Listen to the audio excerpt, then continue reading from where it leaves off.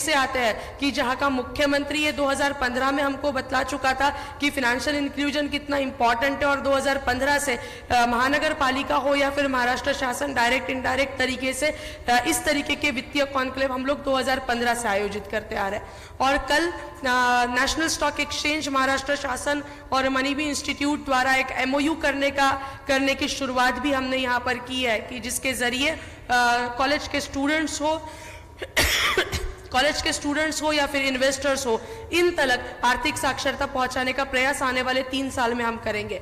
संजीव जी, केवल एक मकसद के साथ मनीबी इंस्टीट्यूट काम कर रहा है विद्यार्थियों में, कि आज जब डेमोग्राफिक डिविडेंड का वरदान हमको मिला है, हम 29, 28, 30 साल का जब भारत देश कहते हैं, आपके सामने इकोनॉमिक्स के आंकड़े पढ़ना ये बहुत बड़ी हिम्मत करके 2-4 आंकड़े बोलने का प्रयास कर रही हूँ, सूरज को दिया दिखाने समान है, लेकिन फिर भी आज जब हम डेमोग्राफिक डिविडेंड का वरदान मिला है, जब कहते हैं अगर आज हम वित्तीय साक्षर नहीं हुए, हमारी जनरेशन, तो हम जब 60 साल के हो जाएंगे तो सोशल सिक्योरिटी का एक बहुत बड़ा प्रॉब्लम हमारे सामने खड़ा हो सकता है, और वही प्रॉब्लम नहीं आना चाहिए करके आशुतोष सर के मार्गदर्शन में हो, फिर रिदम जी का मार्गदर्शन हो, केडिया जी समान सहयोग देते रहते हैं कि हम लोग स्टूडेंट्स में आर्थिक साक्षरता फैलाने का प्रयास कर रहे हैं ताकि सोशल सिक्योरिटी का वो प्रॉब्लम ना हो। मैं आपके और हमारे लिसनर्स के बीच में ज़्यादा समय ना लेते हुए यहीं पर अपने वाणी को विराम देती हूँ। थोड़ा बहुत काम करने का प्रयास कर रहे हैं। आज हम लाभान्वित होंगे आपके मुखोद्गार से, आपके विचारों से। एक बहुत बड़े हिस्टोरियन और इकोनॉमिस्ट संजीव जी है। कल संजीव जी और तुलसियान जी का वार्तालाप हो रहा था। 2 ही वाक्य कितने महत्वपूर्ण होते हैं, और आप ही में वे 2 कितने बड़े व्यक्तिमत्व है, इसका प्रदर्शन वो 2 वाक्यों से होता है। तुलसियन जी ने संजीव जी को कहा डॉयशे बैंक, और बहुत बड़ा कॉरपोरेट लाइफ का इतिहास संजीव जी का रहा है, और वो छोड़ के वो सरकार में जुड़े हैं, इस देश सेवा करने में जुड़े हैं। तो तुलसियन जी ने उनको कहा कि आपके समान लोग जब इतना बड़ा कॉरपोरेट करियर छोड़कर देश के लिए आते हैं, ये बहुत बड़ी बात होती है। एंड उस पर संजीव जी का जवाब था कि हिस्ट्री में हमको ये मोमेंट मिली है, इसमें यदि हम अपना बेस्ट नहीं देंगे तो हम किसी को जवाब नहीं दे पाएंगे। ये 2 ऐसे बड़े व्यक्ति हैं कि एक दूसरे को जिस तरीके से वो वार्तालाप कर रहे थे, इसी में सब कुछ आता है। मैं संजीव जी आपको बहुत बहुत धन्यवाद देती हूँ मनीबी इंस्टीट्यूट और ये संपूर्ण टीम की तरफ से। आप यहाँ पर आए, हमको मार्गदर्शन कर रहे हैं, बहुत बहुत धन्यवाद। और इसके पश्चात मैं आपको अनुरोध करती हूँ कि आप हमको मार्गदर्शन करें। करतल ध्वनि के साथ, तालियों के साथ हम लोग स्वागत करेंगे संजीव जी सान्याल जी का।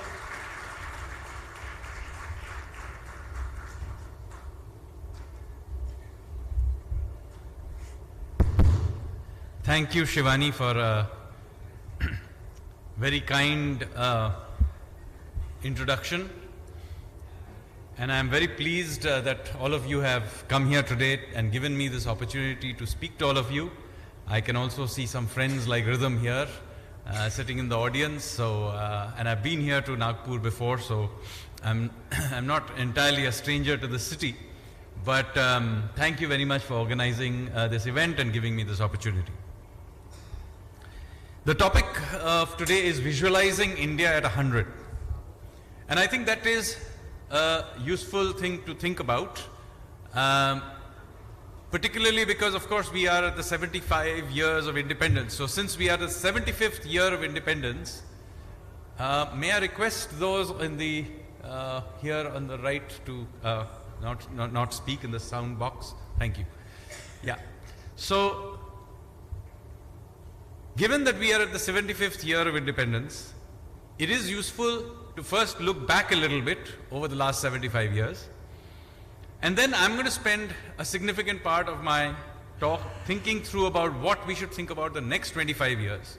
Because too much of the discussion, whether it's on television or even my own discussions in media and so on, tend to talk about the here and now, which is about, you know, GDP growth in this year or next year and so on. So I think it's important to step back a little bit at these moments in history so that we are able to take a bigger picture view of things. So when we became independent in 1947, there were many paths that we could have taken on the economic policy front. It was fashionable at that point in time in the 50s for many people to think in terms of attempting a socialist kind of model of growth. That model of growth often is presented to us in our history discussions as if it was the only path that we could have taken. It was in fact not the case. There were many people in the 1950s who were of the opinion that 5-year plans was a bad idea. In fact, there were probably the best known economist of that time, B.R. Shenoy, who clearly opposed this entire approach towards economic thinking.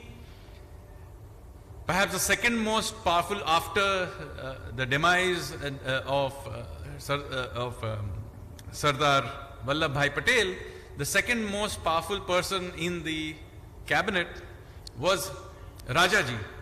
And Rajaji was also opposed to this socialist economic planning. People don't realize this, that the term license permit Raj was not invented after the socialist planning had been imposed, but at the time that it was being opposed as a warning that this is what was going to happen, and that is precisely what happened.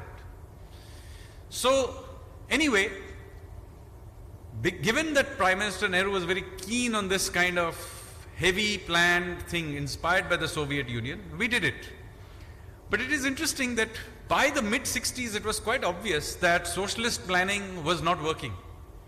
By the mid-60s already our economy was failing. By the mid-60s we were already going out there and begging for food from the US.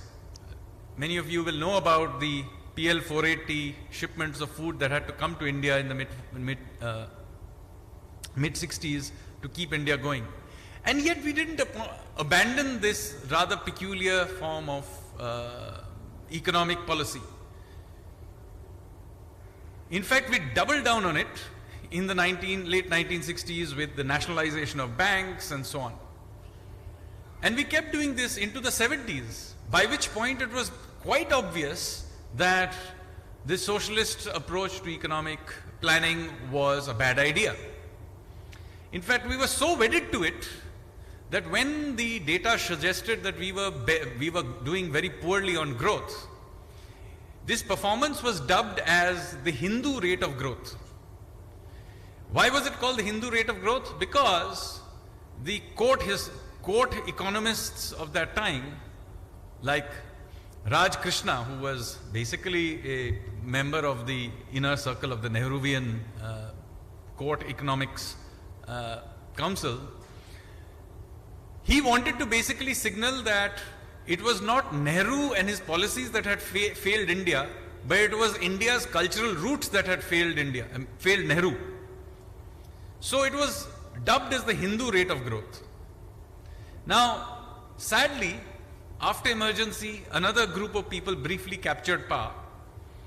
But this group they managed to rip apart many things from the changes that had happened under emergency. But sadly, socialism was not one of them. In fact, they doubled down on it and chased away the likes of Coca-Cola, IBM and so on. So by the early 80s, it was quite obvious that our economic model was completely breaking down.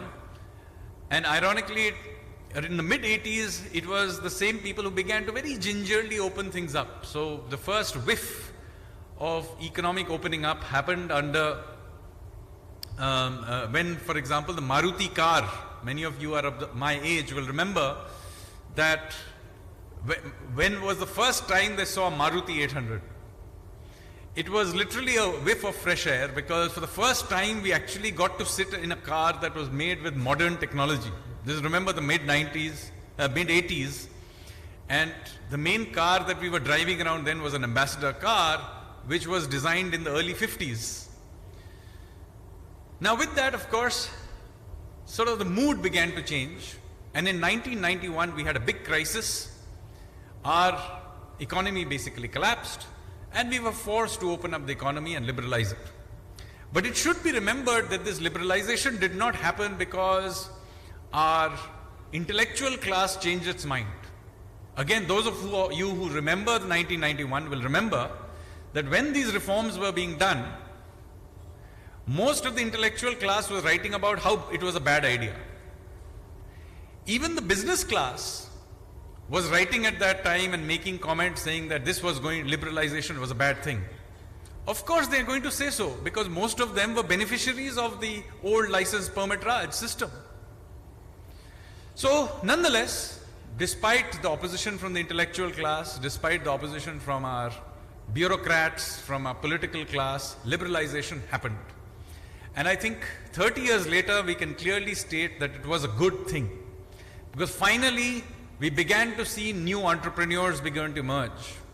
Remember, in the mid-90s, the entrepreneurial class of India was exactly the same as it had been in 1947. With perhaps the inclusion of the Ambanis, almost all the big industrialists of the mid-90s were descendants of the industrialists of 1947. There was no new blood. But that changed from the mid-90s. You suddenly saw, for example, and the first wave of that, of course, happened with the IT sector, where new companies like Infosys, etc., suddenly sprung in, and a new entrepreneurial class took root. Now, at this stage, reforms and liberalization meant the same thing. So, it was all about withdrawing the Indian state from doing the things it should not do. So when we said, when we said reforms, we essentially meant liberalization. But by the end of that decade, it became quite obvious that there were things that the Indian state needed to do. So finally, under the Vajpayee regime, these things began to be taken around about the end, mostly under Vajpayee ji, but even a little bit before that. We begin to see the first architecture of a market-based economy being put together. So you begin to see many of course, SEBI had already existed in the late 80s, but it's really in the 90s that SEBI begins to get teeth. First because of the Harshad Mehta scam, but later on with other scandals, it began to get teeth. Round about 2000, it began to get real teeth. So you see institutions like SEBI, but you see other regulators also come. You see, for example, the Competition Commission and other regulators also take place. And it's under the Vajpayee regime, another role of the state begins to be taken seriously, the business of building infrastructure. So for the first time, we begin to aspire for world-class infrastructure with the Golden Quadrilateral project. Then, of course, through the course of that decade, we increasingly begin to open out telecommunications, and we begin to finally to aspire to world-class things. For example, mobile telephony. When mobile telephony was first being proposed in the 90s, the main thinking process was, this is something the elites want. Why would the poor people of India want it? I'm literally telling you what I've heard from senior bureaucrats of that time. Basically, the thinking was, why do poor people need airports? This idea that we have today, कि हवाई चप्पल वाला भी हवाई जहाज में उड़ेगा, was simply not there. All of these things were seen as somehow elitist things, which was meant for the elite and should be reserved for the elite. This idea that they can democratize modern technology was somehow simply not there. It is a completely new idea for those of us who are above the age of 40. Now, then these things began to take root. Sadly, in that decade, the momentum of reforms itself, however, began to lose momentum. Many political reasons for it, maybe there were economic reasons for it, the global financial crisis.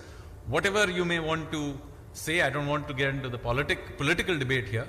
But the fact is, despite the fact that there had been clear benefits by the mid-2000s of the liberalization of the previous decade, and the growth was really picking up, and it was obvious to everybody that economic activity was improving, quality of life of everybody, including the poor, was improving. It is quite incredible that the momentum of reforms just died out. So it's really with 2014 when the new government came, that we begin to re-look at the business of doing reforms in a fresh way. Now, many of the things which related to simply withdrawing the state had to some extent been done, but there was still some more to be done. A lot of privatization still hadn't been done, so we had to keep that momentum going. But another thing also needed to be done, which was that there was still the frameworks for letting this new entrepreneurial market-based economy had not yet been created in the policy frameworks. So a lot of effort then was put in by the new government in doing these things. Now, why is this important? Because many of these things are painful things to do, which do not give you any short-term benefit. So, for example, introduction of the inflation targeting framework. It may seem like a very esoteric thing to do to many people, but do remember that India, while it was never Argentina or Turkey level high inflation country, was a country that used to have inflation in the 8 to 12% range most of the time. So it was a medium inflation country. What we were trying to do is to lower that into the 2 to 6% range. Now, whenever you pushed it down, it was going to be a contractionary policy. So nobody was very keen on doing it. And yet this government introduced it. It then went and introduced something called GST. Again, introduction of GST, everybody had been arguing about since when I was in college. So it wasn't a new idea at all. It was quite obvious that this complicated indirect tax system that we had was simply not workable. It was actually easier for Mumbai to trade with Shanghai than it was for Mumbai to trade with Delhi. I mean, you'll remember there was octroi and every state has its taxes, and of course the huge amount of corruption that happened along the way as a result of this. We had to remove it. So finally in 2017 we introduced the GST system. It was effectively a free trade agreement that India signed with itself. And whenever we were going to introduce it, it was going to cause chaos. Because, many people said, you should have fixed all the bugs and then done it. I'm sorry, when you do these kinds of changes, the only way you can do it is to more or less get it right, introduce it and then fix it retrospectively. Otherwise, if we had to try and figure out every single bug in the system and then introduce it, I'm sorry to say, we would probably still be debating it.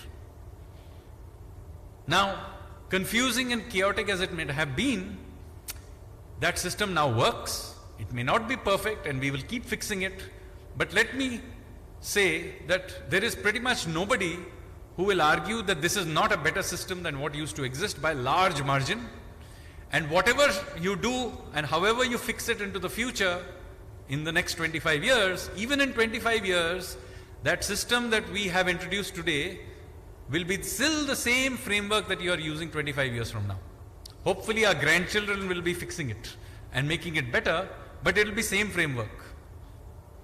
And the same thing we did with cleaning up of the banks and the Insolvency and Bankruptcy Code. Another framework. If you want to have an economy that is based on entrepreneurship, on risk-taking, on innovation, then you have to create a framework that allows for failure. If there is no failure, then it's not a risk. So you had to create a system by which companies and entrepreneurs that for whom it didn't work out for whatever reason, allowed those guys to fail so that the creative destruction process could take place. Otherwise, what you end up with is, if you remember, the old BIFR system, which was a warehouse for keeping half-dead companies alive, and enormous resources were being pumped into it. So we created the insolvency and bankruptcy system. Again, when you introduce this, it's a painful thing because you're actually going to cause companies to go bust, and you have to have the political will to allow them to go bust. But as you will have noticed, we allowed that to happen. Even in the middle of COVID, we allowed a large company like Jet Airways to go bust. And when you allow this to happen, of course, there are always dire warnings about the end of the world. But you have to be willing to allow it. Because if you don't allow this creative destruction to happen, you will end up carrying the genetic garbage of the past to infinitely into the future. So at some point you have to be willing to shed it. And this is why we were willing to do these painful reforms. And of course, along with it, cleaning up of the banks, which was a very important part in terms of changing the credit culture of this country, changing the culture of where entrepreneurship was not about innovation in technology or innovation in taking risk, but about essentially squatting on bank loans. That culture also had to be broken. Again, whenever we did it, it was going to be painful. Now, of course, the fact that we're doing all of this simultaneously, whether it's the inflation targeting, GST, IBC, demonetization, all of these are deflationary policies, so painful. But the political leadership had the courage to do it. And thank God it did, because we went into this COVID crisis largely deleveraged. If we had gone into the COVID crisis with the banking system we had in 2015, let me tell you, right now we would have been in a financial crisis. But because some significant amount of cleaning had been done in 17, 18 and 19, the banking system was a lot more robust going into the crisis. And now going into the crisis, what happens? When you go into a crisis like this, many people want you to have some grand plan about how it's going to pan out. But we live in a very uncertain world where many random things are happening. So the sensible way to deal with it is actually to be flexible rather than to have a grand plan about something you don't know how it's going to pan out. So let me tell you how things panned out, because, sitting in the finance ministry, how did it look during this COVID crisis? Hello, Nilesh Bhai, another dear friend of mine, welcome. So sitting in finance ministry, this is March of 2020. The only information you have at this juncture is that something bad has happened in China and it has spread to Italy and a lot of people are dying. The WHO is giving you no useful information. China, of course, is not giving you information. What do you do? So what we did is we called in the experts. So all the epidemics experts were called, all the doctors, medical experts were called. We asked them, "Batao, what should we do?" The problem is that there were some who said that this is the end of the world, that millions of people would be dead. And then there were other people who told us, "Ki, this is nothing much more than a bad flu." Now you tell us, how do you react to this? And by the way, every government in the world also asked experts and must have got a similar answer. So what do you do with this wide range of possible outcomes? Well, some governments in the world decided, okay, they'll choose the one line of outcome that they think is the most sensible and they will take it. So that's how you got, some people went down what is called the Swedish model. Somebody decided they will go for herd immunity. Somebody went for full lockdown. Different people did different things. Our problem was that with 1.3 billion people and with no idea how this is going to pan out, we had to have a strategy which we did not have to turn back. You cannot turn the ship. Whatever path you took, you had to stick with it. So we decided to do something called a barbell strategy, which is basically combining two opposite strategies. On one hand, we were going to make our way into the future through a feedback loop. And the other hand, we were going to hedge for the worst outcomes. This is not because we thought the worst outcome would happen, but because we had to be careful that the small possibility that the pessimists were going to be right. So in order to do that, we first did a full lockdown. This is not because we knew what was going to happen, but because we wanted to buy time. That's all we were doing. So the first lockdown, which started in end March of 2020, was just about buying time and shutting system down while we figured out what to do. Remember, we didn't have testing systems at that time, PPE kits, quarantining. We even didn't know how COVID spread at that juncture. So many people said, there were very few cases at that time. Why do you do a nationwide lockdown? Well, hello, we had no idea how it was spreading. Maybe it would have spread very rapidly and killed lots of people. What would happen? In fact, one of the thoughts was, if we cut down right in the beginning, then maybe we'll be able to stop its spread. That was another thought. But as we got better information, we were slowly, through feedback loops, began to open things up. And meanwhile, remember in the economy what is happening? Things have shut down. Now, don't imagine for a moment that we didn't know that this shutting down, lockdown is a painful thing. It doesn't require too much imagination to know that if you lock down an economy, it's going to be a very, very, very painful thing. So when we did it, we knew exactly what was going to happen as a result of it. We did it because we did not have a choice. But having done that, we were under, as you will remember, a lot of pressure. Reinflate the economy, spend this money, do this, helicopter money, all kinds of things that many Nobel laureates and US-based NRI economists were telling us to do. But we didn't do it. Because our view was that this was not a demand problem. People had money to spend. We were stopping them from going and spending it. So this was a supply side problem. And there's no point in pressing the accelerator when you've got your foot on the brake. So what we did is something different. We decided that what we needed to do was to open the supply side whenever we could, but meanwhile create safety net so that people didn't go bust. Keep them alive. So on one side, for the very poor, we provided money to them through Jan Dhan and so on. We provided free food to them. And for the corporate sector, we created lots of liquidity, guarantee schemes and so on.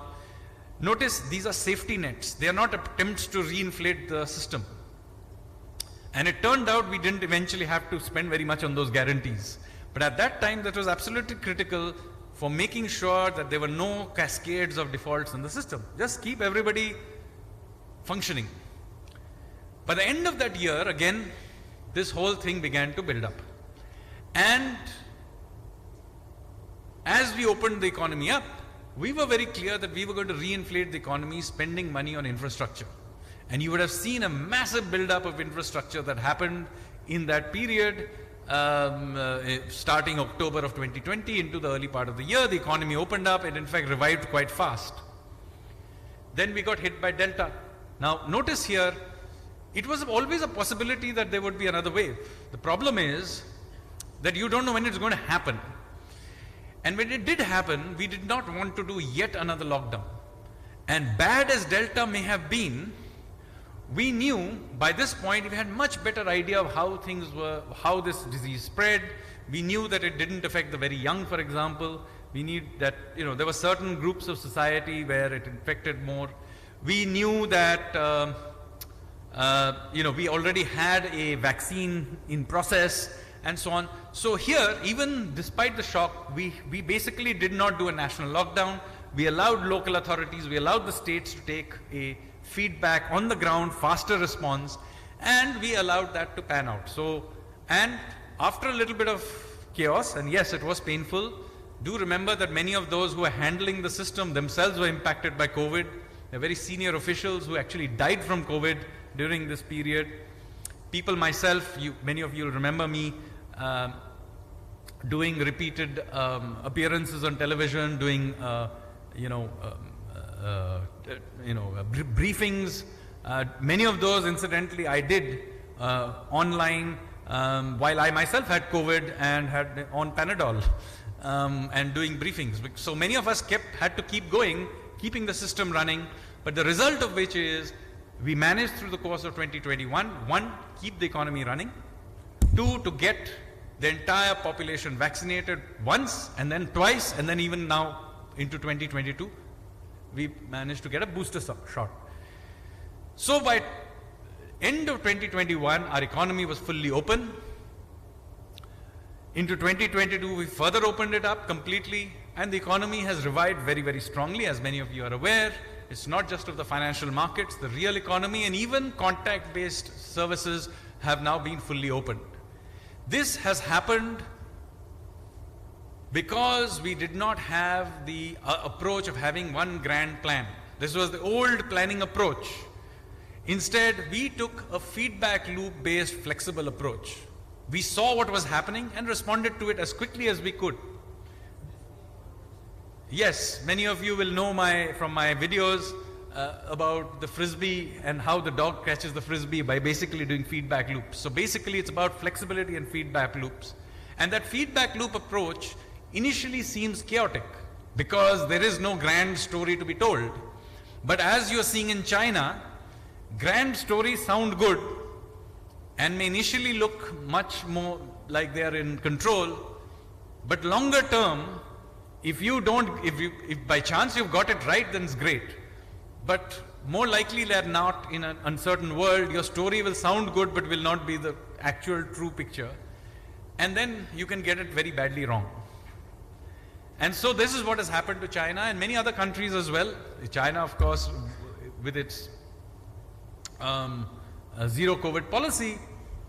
But of course, other countries told themselves the grand plan story of reviving demand by spending all their fiscal and monetary resources, and have found themselves in a serious situation, severely indebted, with monetary and fiscal levers now essentially expended, and going to now slow down, whereas our economy now is in decent shape. The other thing that we did throughout this period was keep investing in our supply side. When we were doing it, even in the height of COVID, we were liberalizing many sectors, like the drone sector was liberalized in the middle of COVID. We opened up our geospatial sector, our space sector. We removed all kinds of useless regulations, telecom regulations we had on our BPO, OSP sector. We privatized Air India. Now many people said, oh my God, during the middle of COVID, why are you doing this? So let me explain why we are doing it. Again, comes back to the same approach. The approach is this. We are clear that the post-COVID world is not a mere reinflation of the pre-COVID world. I explained it even at that time, and I'm explaining it now. Whatever happens into the future will have its own geopolitics, its own technology, its own consumer behavior, its own supply chains. I have no way, no great economist in the world has any idea how this is going to pan out. Anybody who's telling you they know is lying. So how can you make policy for a world that is so uncertain? Well, you invest into supply side flexibility. So that's why we're opening up in these sectors. We are investing at the same time in creating safety nets on the other side. We are investing in essentially flexibility.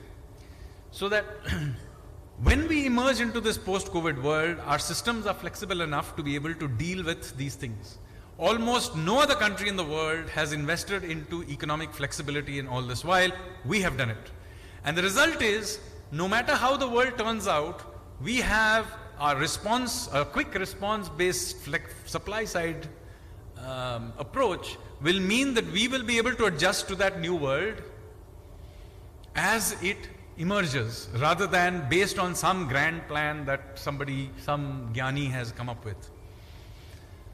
So this is where we are at today. Our economy is now, by some margin, the fastest growing economy in the world. It grew at around 7% in this financial year. It's likely to grow in the 6.5% to 7% range in the following financial year. Easily the fastest growing economy in the world. And it is already right now in dollar terms the 5th largest economy in the world. In PPP terms, the 3rd largest economy in the world. By 2027, 28, certainly before the end of this decade, we will be the 3rd largest economy in the world in dollar terms, and still growing the fastest. But all of this has been done by very carefully maintaining macroeconomic stability. This is very key. And here I'm going to get in, now I'm going to talk about the future.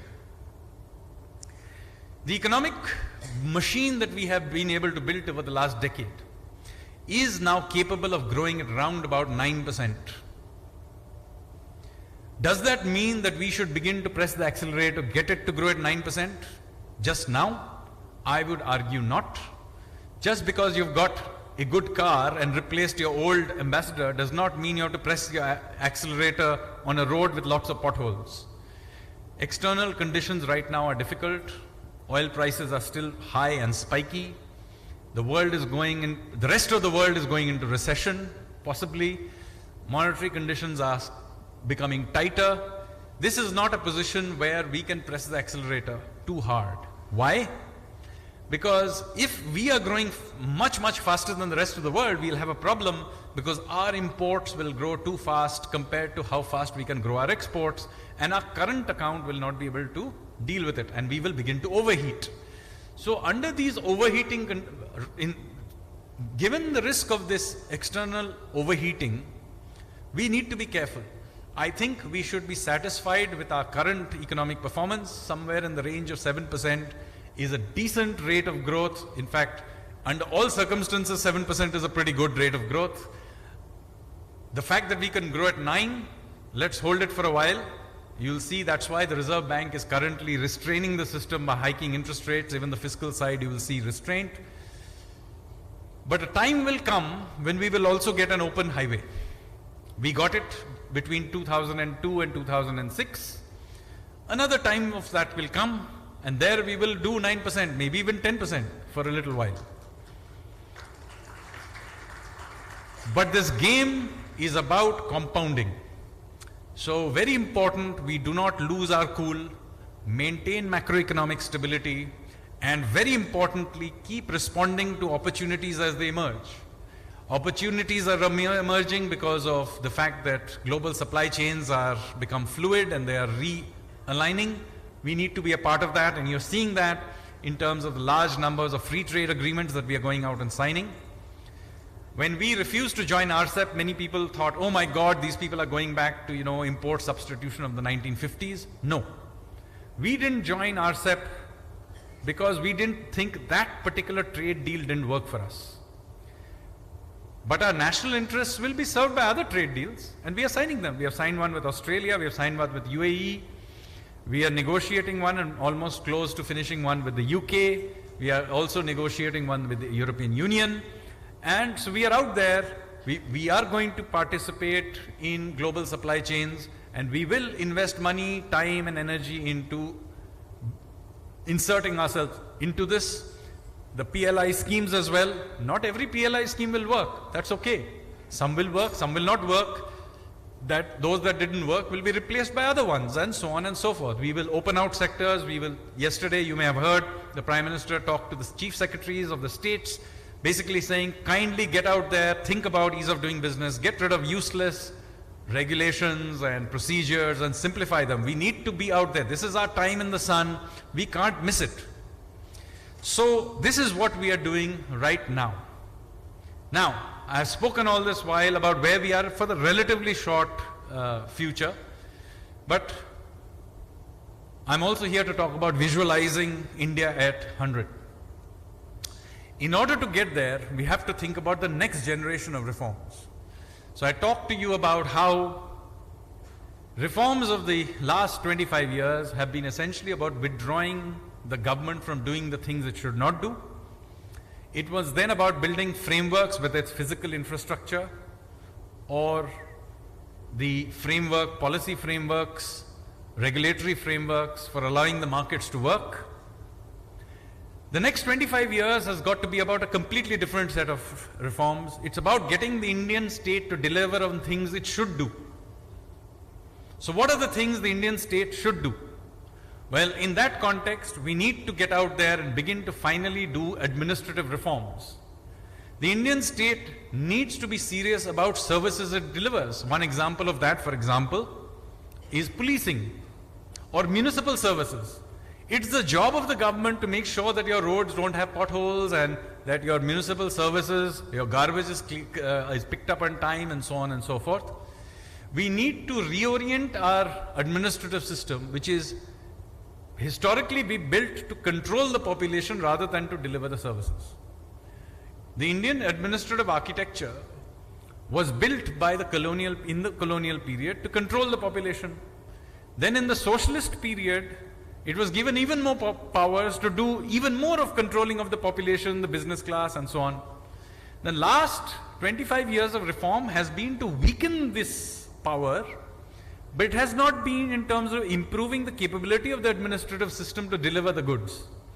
We now have to reform the administration to make it service oriented so that it thinks of itself as something that delivers service. Civil service is about being civil to the civilians and citizens, and it's about delivering of service. So civil service has to take its name seriously and deliver services. The second major area, which is even more important as a service that the Indian state has to deliver, has got to be about delivering justice and enforcement of contracts. I would argue this is now the single biggest area of reform that we need to do, reforming the legal system. You cannot expect to be a global power, world's third largest economy, Vishwaguru, and all of these things with 40 million cases stuck in your legal system. You cannot be a risk-taking, market-based economy which is encouraging entrepreneurship and innovation with 40 million cases stuck in your legal system, where your Supreme Court only works for 180 days a year and takes long vacations. This has got to stop, and we need to have a modern judicial system that is fit for purpose for the 21st century. And this has got to be a major area of reforms that we need to do, administrative reforms and even more importantly perhaps the legal reforms. If we get these two right in the next few years, let me say that there is nothing to stop us from being in 2047 one of the great nations in the world, perhaps rivaling even and maybe even a good shot at being the largest economy in the world. We'll certainly be the largest population in the world. We may even be the largest economy in the world. Thank you very much, ladies and gentlemen.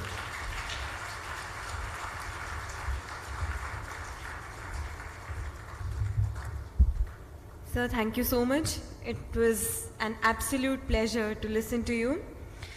India has definitely witnessed some really turbulent times recently, but despite all the difficulties, India is doing really well. And I think it is a result of the continuous efforts of the likes of Honorable Sanjeev ji that they are taking.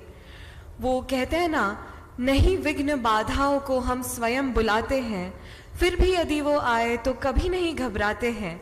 ये सारी बाधाएं तो है प्रकृति की परीक्षाएं, और उनसे वही डरते हैं कच्ची हो जिनकी शिक्षाएं. तो इनकी शिक्षा बिल्कुल भी कच्ची नहीं है और बाधाओं से हम बिल्कुल नहीं घबराते हैं. So as a proud Indian, I think our future is in very, very safe hands. Thank you so much once again, Sanjeev ji, for being here. So all of you who have been here since yesterday, you know that we have been following this little ritual of signing card. So Sanjeev ji, may I request, we have made ITKAAL card. Would you like to write a message for us and sign it so that we'll keep it as a souvenir and we'll also display it here?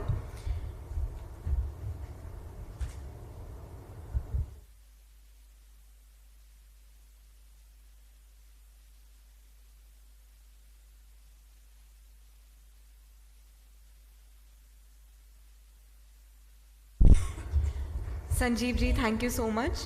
May I request Ashutosh sir to give our goodie hamper bag to Sanjeev Sanyal ji. The hamper is provided by one of our co-sponsors, Vico.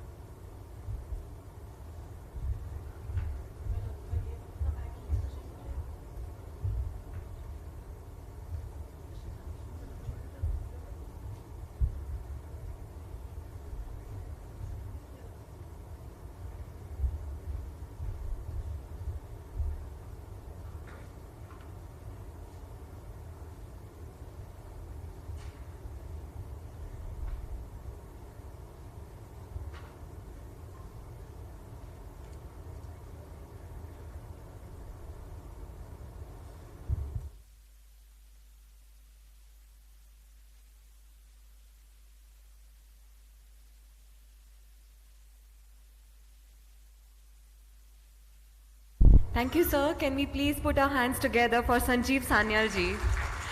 And now I hand over the mic to Ms. Shivani Dani Vakre once again.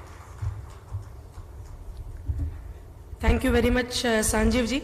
इसके पश्चात हम लोग इस कार्यक्रम के दूसरे सत्र की ओर बढ़ेंगे।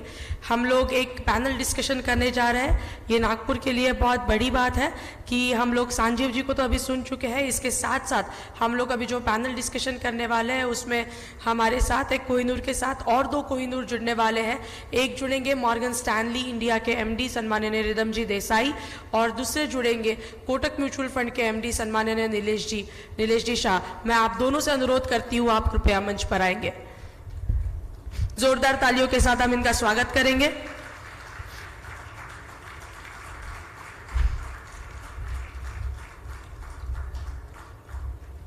ये पैनल डिस्कशन को मॉडरेट करेंगे आशुतोष सर। इसके पश्चात दोपहर में ये पैनल डिस्कशन के तुरंत बाद रिदम जी देसाई का सत्र होने वाला है और शाम को 4:30 बजे नीलेश शाह जी का सत्र होने वाला है। मैं आप तीनों से अनुरोध करती हूँ कि कृपया अपना स्थान ग्रहण करेंगे और आशुतोष सर से विनती करती हूँ कि पैनल डिस्कशन शुरू करेंगे। माइक्स कृपया दे देंगे। अभी एक बेहतरीन हमारी इकोनॉमी का इतिहास और किस तरीके से हम 1947 में स्वतंत्रता के बाद 2022 तक कैसे पहुंचे और 1947 में हम कैसे होने वाले हैं, क्या क्या परिवर्तन हुआ है और क्या क्या परिवर्तन होगा, साक्षात हमने संजीव जी से सुना। बाधाएं तो आएगी, अटल जी ने बहुत खूब कहा है, बाधाएं आती है आए, घिरे प्रलय की घोर घटाए, पांवों के नीचे अंगारे, सर पर बरसे यदि ज्वालाएं, निज हाथों से हंसते हंसते कदम मिलाकर चलना होगा, कदम मिलाकर चलना होगा। हम सब लोग एक 140 करोड़ का देश, शायद हम लोग आने वाले दिनों में सबसे बड़े आबादी का देश तो बनेंगे ही, लेकिन साथ ही साथ हम लोग सबसे बड़ी अर्थव्यवस्था की ओर एक दूसरे के कदम मिलाकर चलेंगे। इसी विश्वास के साथ मैं माइक आशुतोष सर को हस्तांतरित करती हूँ to take the session head. Ashutosh sir, thank you. At the outset, I welcome all the 3 dignitaries. This stage is so prestigious and so full of knowledge that I am really obliged to be hosting all of you. That's the first thing I would want to say as Moneybee Institute. ये सही में गौरव की बात है कि 3 इतने बड़े आज की अर्थव्यवस्था के काम करने वाले लोग हमारे साथ हैं। I'll start with Nilesh Shah sir. Sir, we heard him, and you have also been working exactly with shoulder to shoulder with him. And while ITKAAL to sir, and the format is sir, my same question will be to all of you because we want to hear from all of you. Specifically, आपने sir बहुत पहले एक बात कभी तो भी कही थी कि when the credit rating agencies were not increasing our rating, on the contrary हमारा फ्रेजाइल 5 वगैरह जैसा नाम हो रहा था, तो आपने कहा था हमारी संस्कृति है कि जिसने 5000 साल में कभी डिफॉल्ट नहीं किया। So I would right at the beginning, I would want you to just take us to that thought process and then the same question to both of you also कि from where we have come and how the world sees us and going forward what is going to be like. नमस्कार। नागपुर की भूमि पे मनीबीज institute ने हमें invite किया, उसके लिए बहुत बहुत धन्यवाद। अगर हम अपना इतिहास देखें तो तकरीबन 1800 सालों के लिए हम दुनिया की नंबर 1 या नंबर 2 इकोनॉमी थे। हमारा मार्केट शेयर तकरीबन 25% के आसपास रहता था और इसीलिए वास्को डी गामा पोर्चुगल से भारत ढूंढने के लिए निकला। हमारा कोई सामजी भाई रामजी भाई भारत से पोर्चुगल नहीं गया था। अब वास्को डी गामा के साथ साथ अंग्रेज भी आ गए और उन्होंने 200 साल में हमारी ऐसी झमके लूट की कि हम बहुत पीछे रह गए। 25% का जो हमारा शेयर था जीडीपी का, वो तकरीबन 1% हो गया और 200 सालों में उन्होंने हमें 0% ग्रोथ दिया। दैट मीन्स तकरीबन 1825-1830 के आसपास जो भारतीय इकोनॉमी थी वही मोटा मोटा 1947 के आसपास थी। फिर भी जब हम आज़ाद हुए तब हमारे पास अपॉर्चुनिटीज थी। हमारी पर कैपिटा जीडीपी जापान से आगे थी। आज जापान हमसे बहुत आगे बढ़ गया। 1960 में हमारी per capita GDP south Korea से बराबर थी। आज साउथ कोरिया हमसे बहुत आगे बढ़ गया। 1980 में हमारी पर कैपिटा जीडीपी चाइना के बराबर थी। आज चाइना भी हमें बहुत पीछे छोड़ के चला गया। ये कह सकते हैं कि 1947 से 1990 तक हमने अपॉर्चुनिटीज का उतना फायदा नहीं उठाया जितना जापान, साउथ कोरिया, चाइना ने उठाया। और फिर हमने एक यू टर्न मारा, अपॉर्चुनिटीज का फायदा उठाना चालू किया और आज इस कगार पे आप पहुंचे हैं कि यहां से हम रफ्तार पकड़ सकते हैं। बिल्कुल कुछ ऐसी चीज भारतीय क्रिकेट टीम में हुई। 50, 60, 70, 80, 90 के दशक में हम लोग मैच खेलने जाते थे, काफी बार हार के आते थे, कभी कभार जीत लेते थे एंड हमेशा हम bottom end of the cricketing Nations में आते थे। आज आप इंडियन क्रिकेट को देखिए, जनरली हम टॉप 1, टॉप 2 या टॉप 3 क्रिकेट टीम में आते हैं। हमारे जो प्लेयर है बुमराह, सूर्य कुमार यादव, चेतेश्वर पुजारा, वो 1-2 नंबर के प्लेयर बनते हैं। जब प्लेयर अच्छा होता है, बढ़ता है आगे, तो टीम की रैंकिंग ऊपर आती है और हमेशा जीत के आती है। आज भारत में भी कुछ ऐसा ही हो रहा है। पिछले साल CY22 के 6 out of top 10 fastest growing cities of the world Hindustan में थे। बंबई, दिल्ली, कलकत्ता, चेन्नई, बेंगलोर, हैदराबाद। एंड संजीव भाई, आप शायद अग्री करेंगे, बट 3 ऐसे सिटी हैं, सूरत, अहमदाबाद और जयपुर, वो जितना काम करते उतना डिस्क्लोज करते तो शायद वो भी दुनिया के फास्टेस्ट ग्रोइंग सिटीज में आ जाते। तो मेरे हिसाब से तो 9 out of top 10 fastest growing cities 2022 में भारत में थे और नागपुर वाले थोड़ी मेहनत कर लेंगे तो 10 out of 10 fastest growing cities 2023 में यहीं पे होंगे। दूसरी चीज देखिए, आज का हमारा स्टेट महाराष्ट्र 2005 के भारत के बराबर है। 2005 में सारे भारतीय मिलके जितना जीडीपी बनाते थे उतना आज हम महाराष्ट्रियंस बना रहे हैं। 2001 में यूपी और उत्तराखंड कंबाइंड था। आज का यूपी और उत्तराखंड 2001 के भारत के बराबर है और 3 स्टेट तमिलनाडु, कर्नाटका और गुजरात 2000 के भारत के बराबर है। तो तकरीबन 15-20 सालों में हमारे स्टेट वहां पे पहुंच गए जहां पे कल का भारत था। आने वाले 10-15 सालों में क्या हम इतना काम करेंगे कि आज के भारत के बराबर हो जाएंगे? अगर हम काम करें, मेहनत करें, तो ये 5 स्टेट मिलके नेक्स्ट 15, 16, 18, 20 सालों में आज के भारत के बराबर हो जाएंगे। ऑब्वियसली बाकी स्टेट भी पीछे थोड़ी रहने वाले हैं। सो जिस देश की cities fastest growing cities of the world हो, जिस देश के स्टेट कल के भारत के बराबर हो रहे हो, क्या वो देश कभी पीछे रह सकता है? और एक फाइनल चीज, आप सभी ने अमूल का नाम सुना है।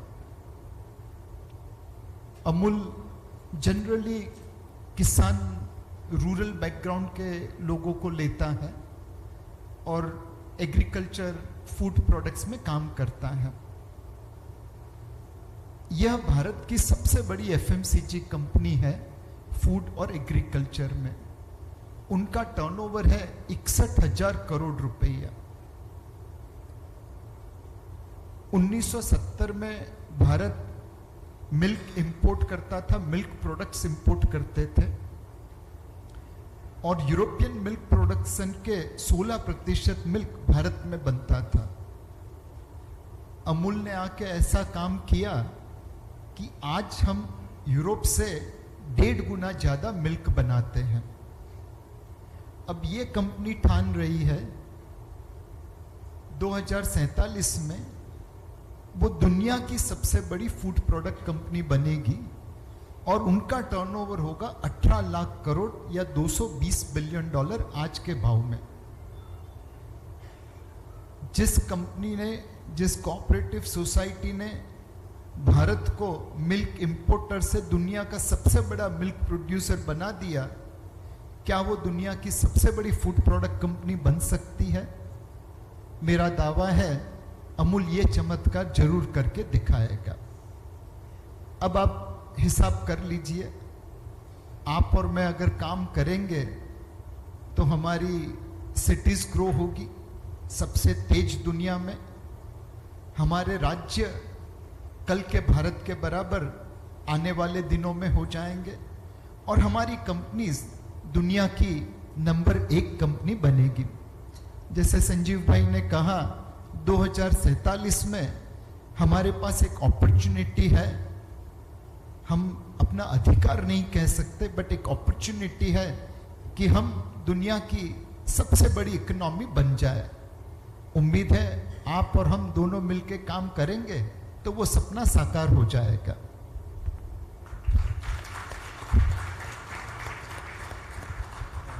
That's the same question. So, I'm not going to take too much time because you heard me speak for quite some time before this, and we also want to hear my friend Rhythm also speak. But let me say I fully agree with what Nilesh Bhai was just saying, and since I've talked more generally, let me also give you some flavor of things that are more localized. Let's take the capital of your state, Mumbai. I don't think many of you realize that the largest concentration of cranes anywhere in the world right now is in Greater Mumbai. You do not be surprised by this. Right now, look at the number of projects that are happening in Mumbai. Okay? In the next 24 months, Mumbai will look nothing like it has ever looked like before. Right now, a coastal road is being created. So, as many of you know, basically Mumbai functions on 2 arterial roads, the western and the eastern. These 2 are going to be added with one new one that's a 50% in its own right, but that is a really broad arterial road which is along the coast. The coastal road, which will in one shot, dramatically increase the road capacity of the city, number 1. At the same time, you are going to see large number of metro lines come on stream.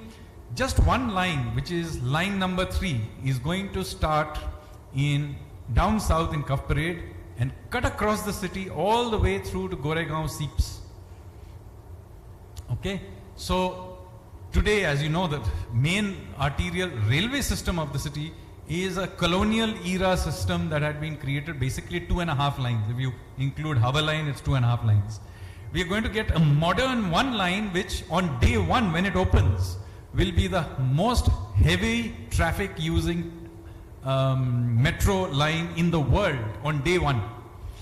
So this is also going to open in just a few months time, 24 months at most. I believe the coastal road will take 18 months.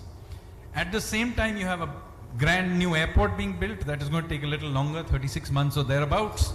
And it will also be one of the largest airports in the world on day 1. All of this is going to be connected through with a bridge which is already almost 80% done, which is the Trans-Harbour Link. So I'm just giving you some examples. There is many other things also happening, including the Dharavi redevelopment and so on. The point I'm making to you is all of this is happening simultaneously. This is not theory. Since some of you may be having to go to Mumbai and suffering the dust of all of this, I'm sure this is not a theoretical issue. You can see the work happening. And this is going to be there for you to take advantage of within months. And this is just one city in the country. Think of what is going on in so many other cities in the country. I mean, I live in Delhi, also chaotic, all the air quality problems I have to deal with. But look at the amount of things that are happening. The metro system of Delhi did not exist as recently as 2009. Today it's the world's second or third largest metro network. We will, in the next 24 odd months, have a brand new airport. Today the only airport we have is to our southwest. We will have one to our immediate east, the Jewar airport. Again, on day one, it will be one of the largest airports in the world. All of this is getting done, and you know, I can go on and on. I want to give you long lists of projects that are happening, but I'm just trying to tell you that finally we have an India that has true ambition. And when I say true ambition, I mean that we have finally gotten away from this whole thing, hum log kisi tarah se jugaad karke karenge. You know, we used to be proud till very recently that we made small changes and then we gave it a word jugaad and we clapped about it. That's not real innovation, because we didn't have ambition. We now have ambition of doing things in global scale. And this is the real change that has happened in India. We no longer are satisfied कि हाँ हम लोग state level पे खेल लिया, Ranji level पे खेल लिया. We aspire to winning global medals. And that shows through in every aspect of life. Nilesh Bhai was mentioning cricket team, but frankly, actually the real change is not in the cricket, but in every other sport. Look at what is happening. Our hockey team used to win gold medals in the 50s. And then it stopped. And suddenly, in the middle of all of this, has come back. We are now the world champions in badminton. Thomas Cup is not a trivial thing to win. We are competing with the best in the world and winning. This is happening in wrestling, this is happening in weightlifting, this is happening in shooting. Suddenly India, which was not known to be a sporting nation of any kind, is suddenly, we discover that we're actually pretty good at sports. And we are discovering this in many other aspects. You know, in Indian movies are getting awards globally. And this is not because of those old poverty, garibi wala movies, but actually of movies that are movies we also watch, and not Slumdog Millionaire, which Goras like to show to each other to feel happy about themselves. So finally we are getting out of this old povertarian, hum log garib hain, hum logon ko bheek do mentality, into a mentality where we can project ourselves and aspire to be genuinely punching our weight. And for a long time, this also happened in international relations. Our international relations always was that we didn't punch our own weight, and we compensated for that with basically lecturing other people. We have stopped doing that. What we are now doing is we are clearly articulating our interests to the rest of the world. And as you saw, as happened with the Russian oil issue, if we make a reasonable demand and articulate it clearly, the rest of the world accommodates it. This was actually, ironically, always true. It's just that we didn't have the guts to go out and do this. When this Security Council seat was offered to us in the 1950s, we didn't have the guts to go out and grab it. Instead, we crowned ourselves to being, you know, the leader of the non-aligned movement. I mean, non-aligned to what? So this is the mental shift that we have had. The cobwebs in our head are finally getting whacked out, and we are beginning to punch our own weight. And this is the true change in India, that is not only about how things have changed in the last few decades. This is the true change in India if you take a 1,000-year perspective ourselves. So now looking forward, let's say when we are talking about 2047, till 2047, India will be in its demographic sweet spot. Growth is not a right. It is merely an opportunity that we have. As Nilesh Bhai was saying, we have to make it happen. And it will happen because we make the effort. We take the risks, and some of those risks will go wrong. But we have to have the courage to take them. When they go wrong, we have to have the courage to get up, dust ourselves, and do it again. That is what is the approach we need to have. And along the way, there will be many naysayers, especially when things go wrong. Because if you take risks, things will go wrong sometimes. But there will be many naysayers. And the naysayers have already lined up. Then, as I was telling you, in the middle of the COVID crisis, long lists of not just journalists, but leading economists, Nobel Prize winners, had all kinds of advice to give to us on what we should do. And as you will remember the advice I gave then to them, and I tell it again now, if your great ideas are so good, you should try it out in the country in which you live and where your children may pay taxes. Do not come and use us as a social experiment. India is not a social experiment for Ivy League universities of the US and for visiting NRI economists. This is where we live, this is our homeland. If we make mistakes, we will live with it.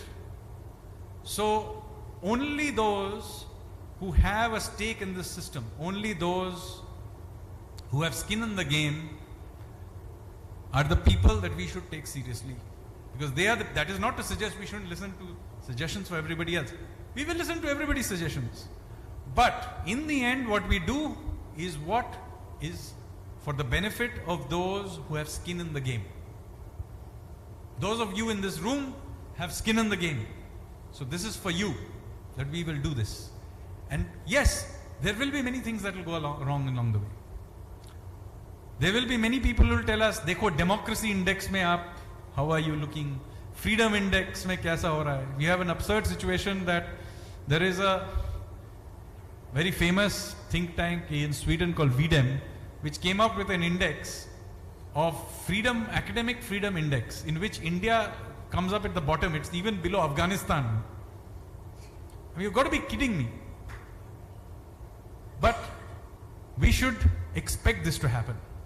Because, as you may know from many of your successful people, as you will know, whenever you began in your lives to beginning to become successful, the first thing that happened is that people who went to university, even maybe even some of your relatives, will have begun to criticize you behind your back. In fact, some of you in front of you. This is the phenomena that we should expect to happen. When the elephant begins to walk, some dogs will always turn up to bark. In fact, the barking of the dog is a very good sign that you are an elephant.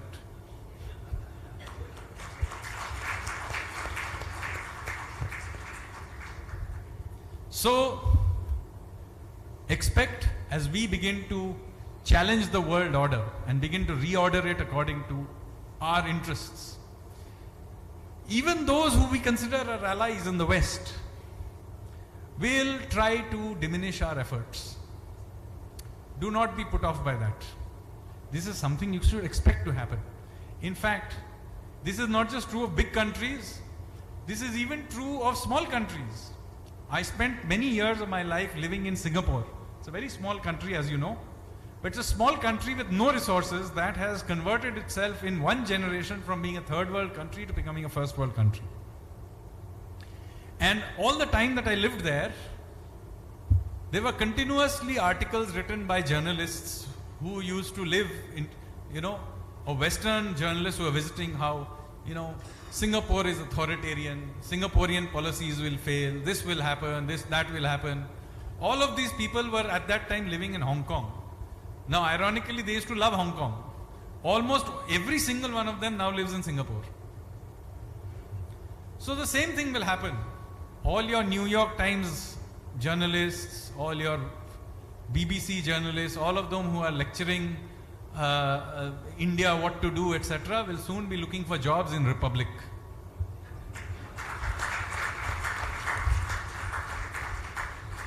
इतने काबिल बन जाइए कि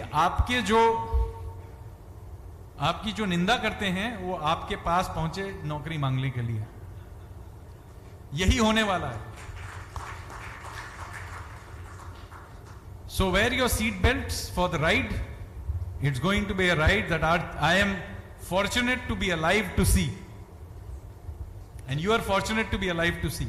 Sir, all of you are in the driver's seat actually, not just like we are fortunate to have you. No, everybody is a driver's seat in their little way. So I may be a driver's seat in policy, somebody will run a company, somebody runs an NGO, somebody runs something. You are in the driver's seat where you are. This is a journey in which we are all there together.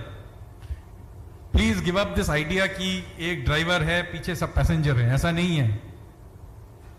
This is a national endeavor in which we are all equal participants in our own way.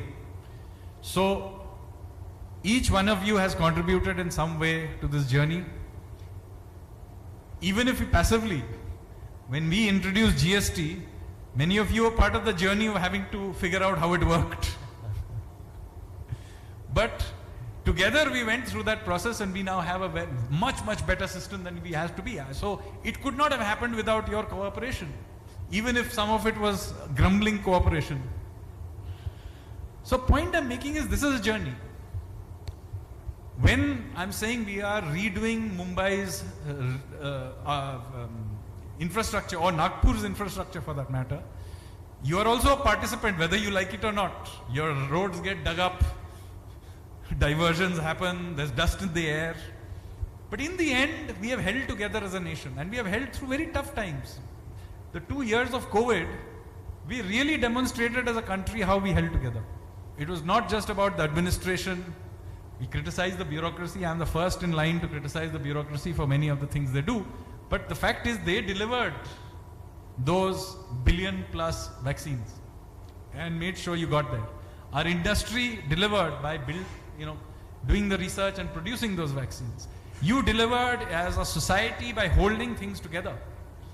Even if it meant that you were making sure your neighbor was getting food delivery when they were down with fever. That is also part of the national endeavor. So this is a national endeavor. You all have a role to play in it. Big, small, does not matter. It all adds up. When 1 billion+ people are pushing in one direction, it matters. So this is a journey for the next 25 years. So as I said, wear your seat belts and get ready for the ride. Thank you very much. Before Rhythm sir, yes sir, all of those who are reading pink papers, ये जो references है to foreign economist and visiting, you know who he is referring to. Sir, Rhythm sir. Shivani और आशुतोष, आपका बहुत बहुत धन्यवाद मुझे नागपुर वापस बुलाने के लिए. आई थिंक 3-3.5 साल हो गए, या 3-3.5 साल हो गए. और मैं लैंड हो रहा था तब ये जो संजीव जी बात कर रहे थे वो बिल्कुल साफ दिखाई दे रही थी. बड़े बड़े हाईवे बन गए हैं, 3.5 साल पहले नहीं थे. तो कोविड के बावजूद काफ़ी काम हुआ है. मुझे तो ऐसा लगा कि आपका मेट्रो भी तैयार हो गया है. हालांकि मैंने रास्ते में देखा नहीं, ऊपर हवाई जहाज से देखा था. और ये जो प्रश्न पूछा था आशुतोष जी ने क्रेडिट रेटिंग के बारे में, तो भारत में बड़े बदलाव आए हैं अर्थव्यवस्था में और राजनीति और कूटनीति में. ये दोनों बात संजीव जी और नीलेश जी ने कही. तो इससे अब जो बाहर के इंस्टीट्यूशन हमें देख रहे हैं वो थोड़े अलग नज़रिए से देख रहे हैं. तो पहली बात आई थिंक संजीव जी ने अपनी स्पीच में बताई थी कि स्थिरता पे बहुत फोकस है, स्टेबिलिटी पे. तो उनका एक फ्रेज है स्टेबिलिटी हॉक. प्रधानमंत्री को स्टेबिलिटी हॉक बुलाते हैं. तो स्थिरता के बाज हैं. तो ये जो स्थिरता पे ये जो फोकस है ये पहले नहीं था. तो अगर आप देखेंगे 2013 में हमारे यहाँ एक मिनी क्राइसिस आ गई थी, जबकि बेन बनान के सिर्फ कहा था कि हम टेपर करेंगे, मतलब तो रेट हाइक की भी बात नहीं कर रहे थे, सिर्फ टेपर करने की बात कर रहे थे. और एक महीने में रुपया का जो वैल्यू था डॉलर के सामने वो 20% गिर गया. तो उस वक्त हमारा जो महंगाई का दर था वो करीबन 10% के आसपास था. और जब 2014 में ये सरकार आई तो उन्होंने पहले ठान ली कि ये जो महंगाई की दर में जो ऊपर नीचे होती है वो उसको पहले बंद करते हैं. और बड़े अच्छे डिसीजंस लिए गए थे और उसमें से इन्फ्लेशन टारगेटिंग वाला ये बहुत ही बड़ा बदलाव आया है. तो ये पहला पॉइंट है कि क्यों अब क्रेडिट रेटिंग एजेंसीज, और क्यों 2022 में जब तेल के दाम इतने बढ़े तो भारत पे कोई असर ही नहीं हुआ। अगर आप देखें 2022 में और यहाँ पे जो शेयर बाजार में है उनको समझेगा कि कुल मिला के फॉरेन पोर्टफोलियो इन्वेस्टर ने कुल $50 बिलियन के शेयर बेच दिए। तेल का दाम जो $60 $50 था वो बढ़ के $120 $130 हो गया, और भारत में कोई असर ही नहीं पड़ा इसका। रुपया जो था वो पिछले साल amongst the best performing currencies थी दुनिया में। डॉलर के सामने तो गिरी, लेकिन यूरो के सामने बढ़ी, येन के सामने बढ़ी, कोरियन वॉन के सामने बढ़ी। तो ये क्यों हुआ ऐसा? तो उसका पहला श्रेय जाता है हमारे इन्फ्लेशन टारगेटिंग पॉलिसी पे, जो 2014-15 में इंट्रोड्यूस की थी, और उसके जो फुल इफेक्ट्स थे वो ये 2022 में जब दुनिया में क्राइसिस आई तो हमें इसका असर पड़ा। दूसरी बात ये है कि अगर आप देखोगे पिछले 30 सालों में जब भी यूएस में रिसेशन की बात आती है तो इंडिया की इकोनॉमी नीचे आ जाती है, और इंडिया में बाजार भी बेयर मार्केट में चले जाते हैं। तो ये समय में ये 2022 में ऐसा कुछ भी नहीं हुआ है। 2022 में जो यूएस के इंडेक्स है, स्टॉक इंडेक्स, वो 20% से ज़्यादा गिरे हैं। हमारे यहाँ जो सेंसेक्स और निफ्टी है वो 5-7-10% ऊपर ही गए। तो ये भी जो बदलाव आया है वो इसके कारण है। जो पॉलिसी में शिफ्ट आई है, जो हम कॉर्पोरेट सेक्टर पे फोकस कर रहे हैं, जो हम इन्फ्लेशन पे, महंगाई पे फोकस कर रहे हैं, उसके कारण जो हमें हमारी इकोनॉमी में, अर्थव्यवस्था में एक फ्रीडम मिल गई है, वो अब हमें दिखाई दी है। और ये एक नींव है, एक फाउंडेशन है जो आगे जाके हमारे ग्रोथ रेट को बढ़ाएगा। और मुझे ऐसा लगता है कि आगे जाके संजीव जी ने तो ऑलरेडी कहा है 2050 तक हो सकता है भारत दुनिया की सबसे बड़ी इकोनॉमी हो जाए। मैंने तो टीवी में भी कहा था कि जब तक मैं तब तक रहूं या ना रहूं, लेकिन मेरी जो बच्ची है वो दुनिया के सबसे बड़े देश में रहती होगी। तो ये मेरा मानना है। अगला प्रश्न पूछने के लिए मुझे जस्ट एक थोड़ा सा बैकग्राउंड देना है। This is about, because all of you have been proponents of Indian bonds getting listed in global bond indices. आपका रिपोर्ट भी आया सर। तो जैसे फॉरेन इन्वेस्टर्स इंडिया के इक्विटी मार्केट्स में आते हैं, जैसे MSCI इमर्जिंग इक्विटी है, वैसे बॉन्ड इंडाइसेस भी होते हैं। And bond market is globally bigger market than equity market. पर हमारे जो गवर्नमेंट सिक्योरिटी बॉन्ड है वो अब तक इंक्लूडेड नहीं है। और सर का रिपोर्ट, रिदम सर का रिपोर्ट भी आया था, और बाकी दोनों तो ऑफ कोर्स मिनिस्ट्री में है।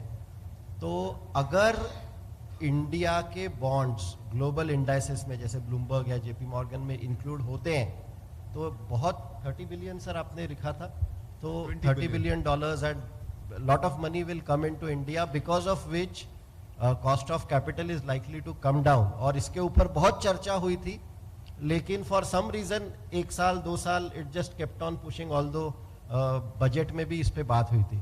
तो मैं सबसे पहले रिदम सर को पूछूंगा, क्योंकि आपका रिपोर्ट आया था, what it is about and how it will change liquidity, cost of capital, risk perception about India, everything. Elaborate में सर। आशुतोष, एक्चुअली डिबेट अभी थोड़ा बदल गया है। पहले ये था कि ये जो बॉन्ड इंडिसेस चलाते हैं, JP मॉर्गन चलाता है, FTSE चलाता है, तो उनको उनके यहाँ जो इन्वेस्टर्स है जो ये इंडेक्स से पैसा लगाते हैं, उनको हमसे टैक्स कंसेशंस चाहिए थी कि आप ये जो हम पे टैक्स लगाते हैं वो बंद करो, तो हम इसको इंडेक्स में डाल देते हैं और फिर हम बहुत पैसा लगाएंगे। अब पूरा डिबेट बदल गया, अब उनको कोई टैक्स कंसेशन नहीं चाहिए, अब उनको डालना ही है इंडिया को, क्योंकि उनको इंडिया में आना ही है। देखो पूरा 2 साल से वो लोग सरकार के साथ ये नेगोशिएट कर रहे हैं कि आप हमें टैक्स कंसेशन दे दो, टैक्स कंसेशन दे दो। अब वो टैक्स भरने के लिए तैयार हो गए हैं। अब थोड़े एडमिनिस्ट्रेटिव कारण है, और मुझे लगता है कि आगे जाके वो हो जाएगा, तो ये इंक्लूजन हो सकता है 2023 में। और जैसे आपने कहा उसके कारण वन टाइम $20 बिलियन का इन्फ्लो है, लेकिन फिर रिकरिंग $15-20 बिलियन का इन्फ्लो आ सकता है। और जो गवर्नमेंट का जो फिस्कल डेफिसिट है, जो आज पूरा जो बॉन्ड इश्यूएंस होता है वो हमारे देश के अंदर जो बैंक्स है वो पूरा उठाते हैं, तो उन पे थोड़ा सा दबाव कम आएगा और थोड़ा फॉरेन इन्वेस्टर्स भी उठाएंगे, तो इट विल बी गुड, क्योंकि बैंकिंग सेक्टर में जो पैसा है वो फिर कॉर्पोरेट क्रेडिट में लग सकता है। तो थोड़ा सा उसमें इकोनॉमी में असर पॉजिटिव ही आएगा।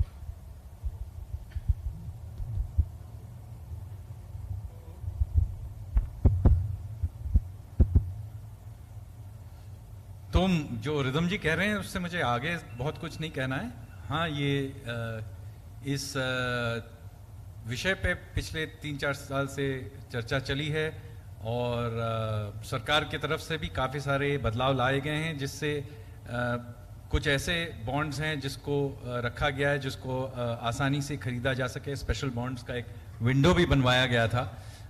जब मैं फाइनेंस मिनिस्ट्री में था तब उस समय किया गया था, काफ़ी सारे बदलाव लाए गए थे। एक ही विषय था जिस पे कुछ बहस चल रही थी, वो इस टैक्स के विषय पे था। वो भी एक बहुत स्पेशलाइज्ड एरिया है जहां ये बहस थी कि रेजिडेंट और नॉन रेजिडेंट के बीच में जब अगर कोई ट्रांजैक्शन हो तो उस पर टैक्स क्या होगा। तो उस पे जो बहस है अभी मोटा मोटी ये ज़्यादा उस पर कोई महत्व नहीं है, रह गया है। तो अभी जो परिस्थिति है कि ज़्यादातर बॉन्ड इंडेक्स जो चलाते हैं उन्होंने ये तय कर लिया है कि इंडिया को किसी एक समय, या तो 23 में 24 में, जब भी इसका इंक्लूजन होगा, वो उनके तरफ से भी कुछ एडमिनिस्ट्रेटिव चीज़ें करने की ज़रूरत है। हमारे से सरकार के साइड में ही नहीं, ये उनके साइड में ज़्यादा तरफ करना है कि इन्वेस्टर्स को बताना है, एडमिनिस्ट्रेटिव सिस्टम्स लगाने हैं। हमारे साइड में भी कुछ KYC नॉर्म्स वगैरह साफ करने हैं। मोटा मोटा कुछ ना कुछ ये हो जाएगा। और जैसे रिदम जी ने कहा, एक बार ये मतलब ये सिस्टम साफ एक प्रक्रिया बन जाएगी तो उसके आधार पे फिर हम लोग इन्वेस्टमेंट देखेंगे। थोड़ा बहुत पड़ेगा, मैं नहीं कहता कि ये एक इतना बड़ा विषय है जिसके वजह से अर्थव्यवस्था में पूरी तरह से बदलाव आएगी। ये एक और स्रोत है जिससे हमारी इकोनॉमी में पैसा आ सकता है। इक्विटी से तो आता ही है, और ऐसा नहीं है कि हमारे बॉन्ड मार्केट बंद है। वैसे तो इन्वेस्टमेंट नॉर्मली भी किया जा सकता है। ये एक नया रूट है, ये इंडेक्स इंक्लूजन। तो ये एक बन जाएगा। ऐसा नहीं है कि इसके आधार पे कोई मतलब ये कोई पूरा अर्थव्यवस्था बदलाएगा, ऐसा नहीं है। ये एक तरीका है इंडिया में इन्वेस्ट करने का, और अच्छा है, हमारे लिए भी अच्छा है, दुनिया के लिए भी अच्छा है। तो ये इस पे होगा, मतलब इसमें हम लोग हड़बड़ाने की कोई ज़रूरत नहीं है, ना उनको करने की ज़रूरत है। हमें ऐसी कोई परिस्थिति है कि मतलब हमारे फॉरेन एक्सचेंज रिजर्व गिरते जा रहे हैं, ऐसा नहीं है। हमारे पास 560 ऐसा फॉरेन एक्सचेंज रिजर्व है जो काफ़ी हैं अभी की परिस्थिति के लिए, और अब बीच में गिरावट के बाद फिर से बढ़ने भी लगी हैं। तो इसमें कोई अभी ऐसी कोई प्रेशर नहीं है हमारे ऊपर जिसके कारण हमने हड़बड़ाने की ज़रूरत है। किसी एक समय इस साल या अगले साल ज़्यादातर बॉन्ड इंडस्ट्रीज में शायद हम लोग शामिल हो जाएंगे। ये जो लास्ट पॉइंट है ना, ये इंपॉर्टेंट है, क्योंकि $20 बिलियन अब बड़ी रकम नहीं रही इंडिया के लिए। 10 साल पहले बहुत बड़ी रकम थी, अब नहीं है, क्योंकि हमारी FDI 100 बिलियन 200 बिलियन के आसपास हो जाएगी। तो 20 बिलियन आए ना आए कोई ज़्यादा फर्क नहीं पड़ेगा। नीलेश शाह सर, इसी पॉइंट को आपसे एक अलग एंगल ये चाहिए था कि जैसे सर ने कहा कि बैंकिंग सिस्टम से प्रेशर कम हो जाएगा। Sir, we have seen that in fact RBI reports में या मैक्रो इकोनॉमिक रिपोर्ट्स में भी कि the K-shape recovery वाला जो the good corporates are able to raise money from capital markets at a lower cost, and banks are saddled again after all the cleanup and all. Banks are again getting loans, giving loans to slightly risky type of loans. तो उसके ऊपर if you could So Ashutosh भाई, इससे पहले मैं एक और किस्सा कहना चाहूँगा। जैसे रिदम ने बताया कि 2013 में अमेरिका को जुकाम हुआ और खांसने हम लगे थे। इस बार अमेरिका खांस रहा है और हमें जुकाम हुआ है। तो ये चमत्कार कैसे हुआ? बहुत सारी चीज है, मैं सिर्फ एक छोटी सी चीज पे फोकस करूंगा। जितने विदेशी निवेशक हैं वो एक इंडेक्स को फॉलो करते हैं, MSCI इमर्जिंग मार्केट इंडेक्स। उसमें भारत का वेट पहले 7% के आसपास था और चाइना का वेट 30-32% के आसपास था। चाइना ने MSCI को ये कहा कि हम आपको पूरी चाइनीज मार्केट में इंडेक्स बनाने के लिए परमिशन देंगे और उसके बदले में आप चाइना का वेट 50% कर दीजिए इंडेक्स में। उनकी लाइन बड़ी हो जाती तो अपनी लाइन वैसे ही छोटी हो जाती और हमारी वेट 7% से 5% के आसपास आती। विदेशी निवेशक जब 100 रुपया लगाते तो हमें सिर्फ 5 रुपए मिलते।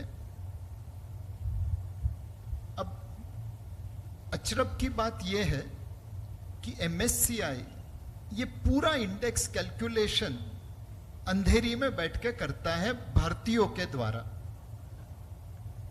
जब हमने ये बात कही कि ये MSCI तो हमारे पांव तरह से जमीन हटा लेगा, तो एक बंदा था दिल्ली में जिसने कहा कि चलो हम भी कोई तरकीब लगाते हैं और MSCI से सीखते हैं कि कैसे हम अपना वेट बढ़ा सकें।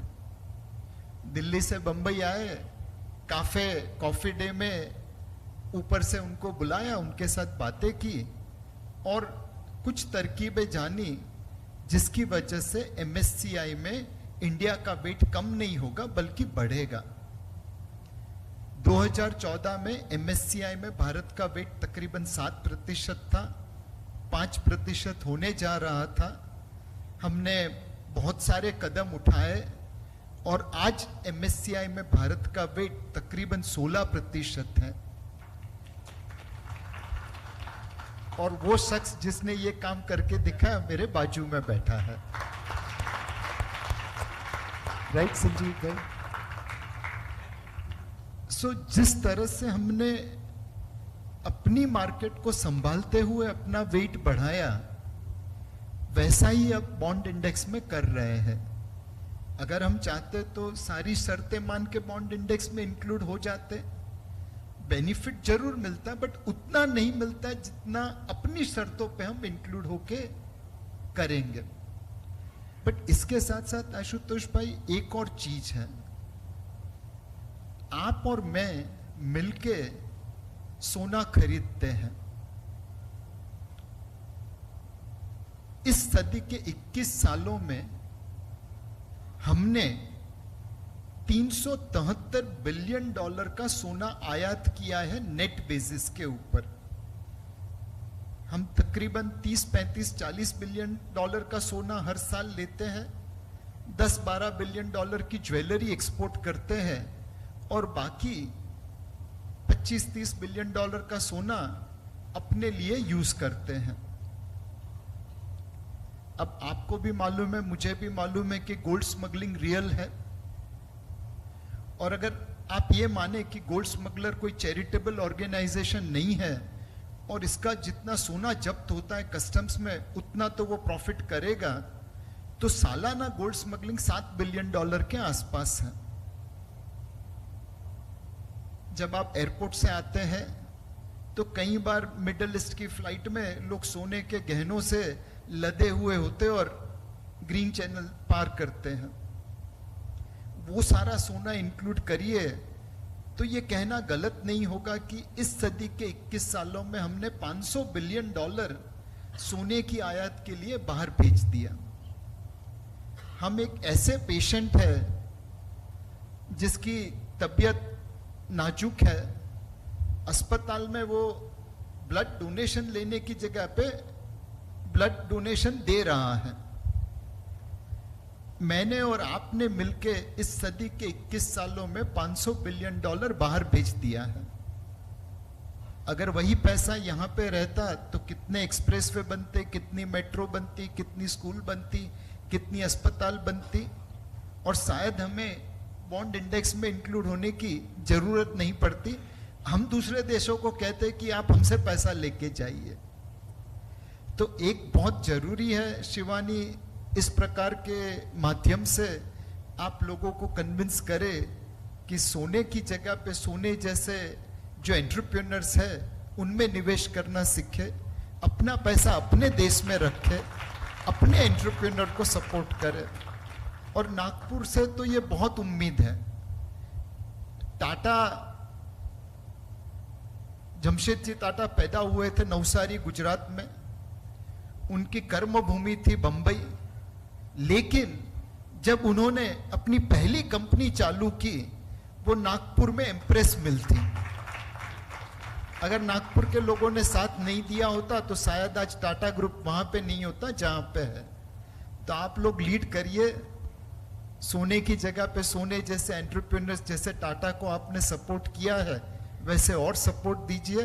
बॉन्ड इंडेक्स की हमें जरूरत नहीं पड़ेगी शायद। The last question for the three of you is of this session.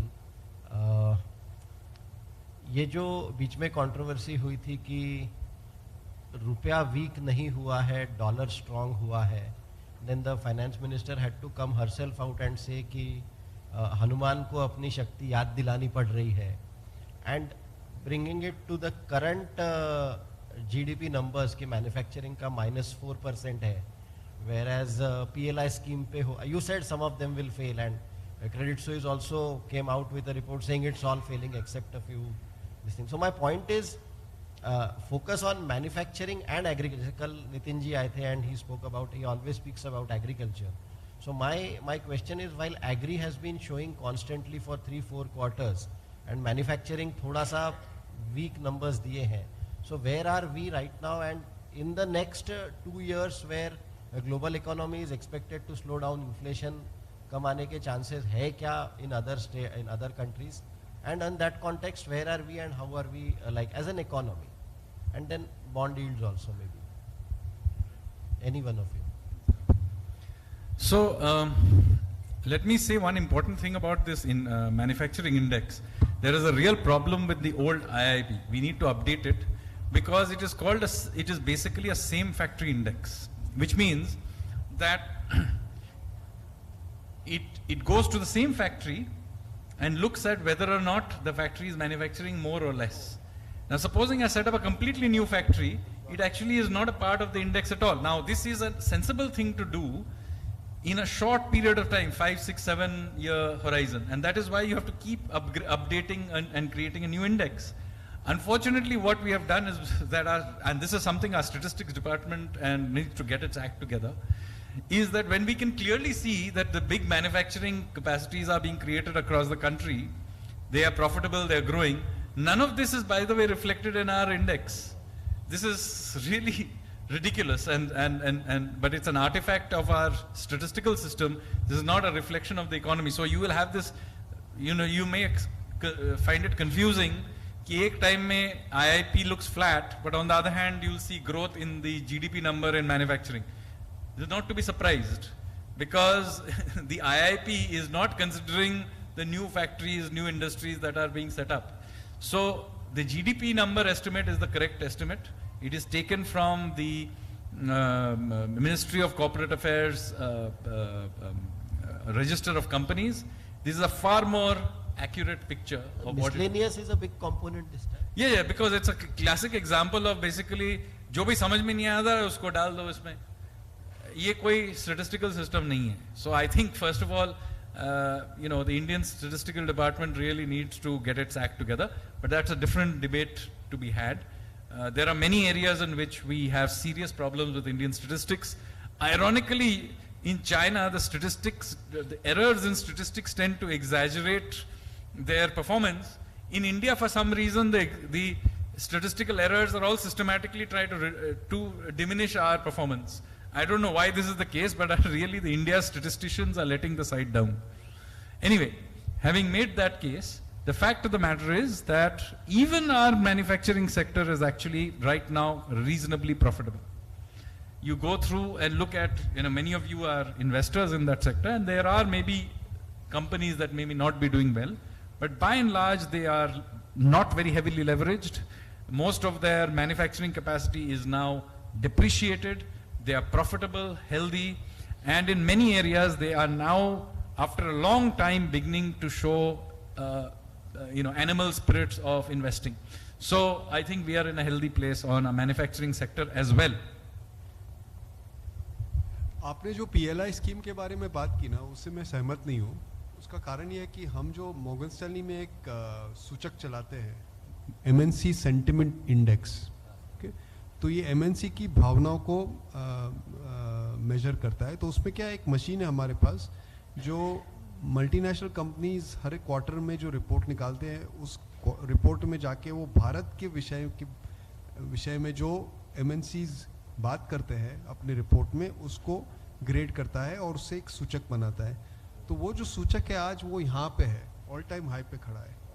और चाइना का ही सिमिलर सूचक है जो हम चाइना में भी 10 साल से कर रहे हैं, वो यहाँ पे है, ठीक है। और उसके जो गैप है वो इंडिया के फेवर में सबसे ऊंचे लेवल पे है। और हमने देखा है चाइना के केस में 10-12 साल पहले जब ये सूचक बढ़ रहा था, तब चाइना में FDI आ रहा था, मैन्युफैक्चरिंग हो रहा था।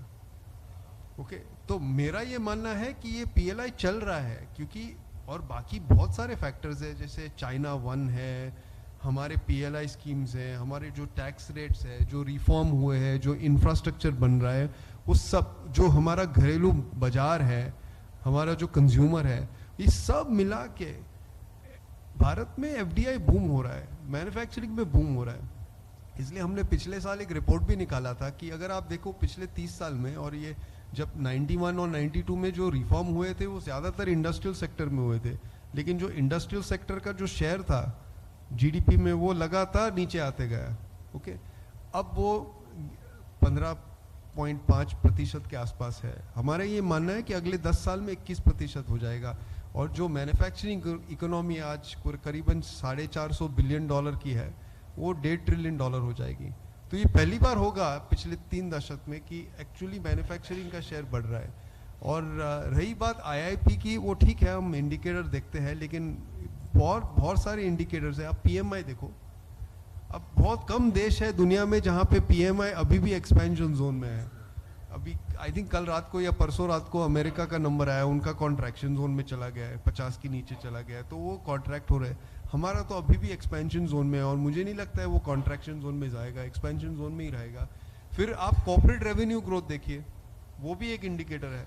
तो सब इंडिकेटर्स को अगर आप इकट्ठा देखें तो कोई मैन्युफैक्चरिंग में मंदी नहीं है। इनफैक्ट मैं मानता हूँ मैन्युफैक्चरिंग में तेजी ही है और आगे जाके और अच्छा होने वाला है।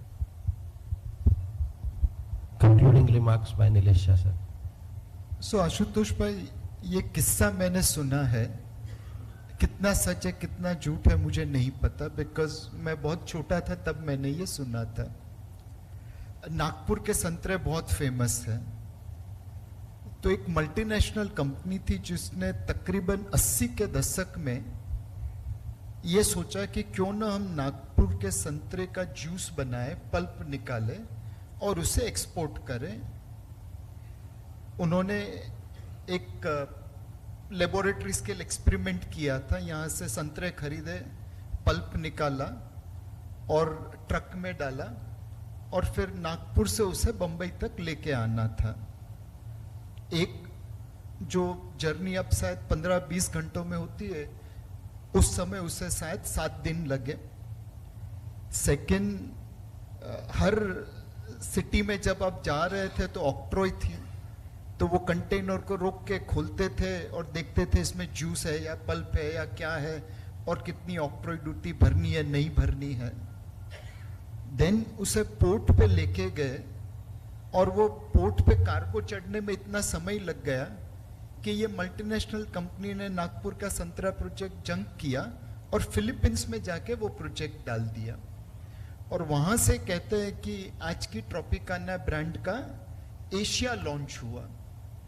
तो संतरे तो हमारे अच्छे थे, लेकिन इंफ्रास्ट्रक्चर और प्रोसेसेस कुछ ऐसी थी कि हम उस संतरे को ट्रॉपिकाना नहीं बना पाए। ना जैसा मैंने पहले ही बताया, ये जब मैं छोटा बच्चा था तब मैंने सुना था 80 के दशक में किसी से। कितना सच है कितना झूठ है पता नहीं, बट अपना ऑक्ट्रॉय था, पोर्ट कंजेस्टेड थे, रोड की हालत काफी खराब थी, वो सब सही लगता है। आज की तारीख में अगर आपको नागपुर के संतरे से ट्रॉपिकाना बनाना है तो रोड अच्छे हैं, ऑक्ट्रॉय अब है नहीं, जेन पीटे में आप रिकॉर्ड टाइम में ऊपर चढ़ जाएंगे। एंड प्रॉब्लम है कि बस एक एंटरप्रेन्योर चाहिए। अब हल्दीराम नागपुर से है एक ब्रांच, उनका डोमेस्टिक सेल्स ही इतना बढ़ रहा है कि उन्हें शायद एक्सपोर्ट करने की जरूरत नहीं पड़ रही है।